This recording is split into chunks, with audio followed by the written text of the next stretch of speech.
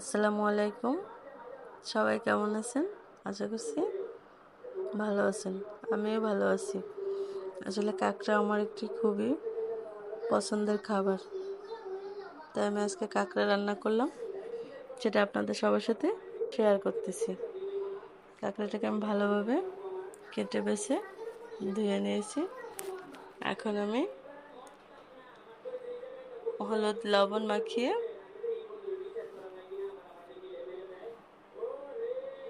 ভেজে নিচ্ছি।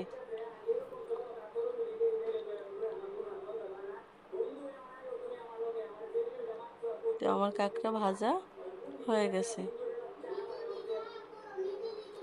এখন আমি সবগুলোকে তুলে নিচ্ছি।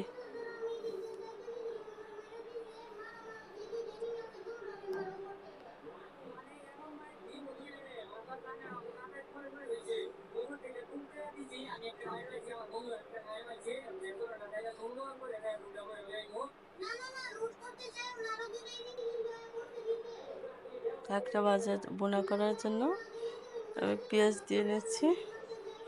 পেঁয়াজগুলোকে ভালোভাবে ভেজে নিচ্ছি।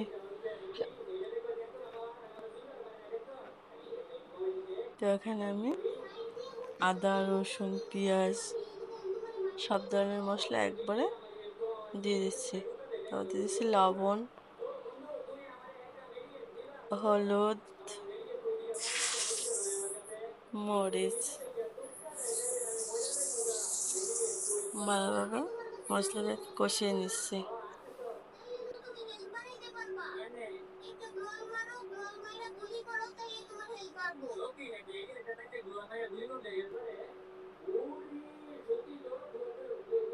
যেমন মতো পানি দিয়ে দিলাম।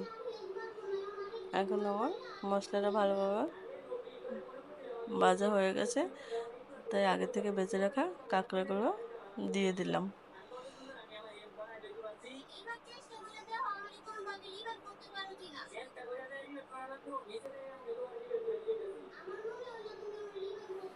এতে আমার হয়ে গেল কাঁকড়া বোনা, মজাদার কাঁকড়া।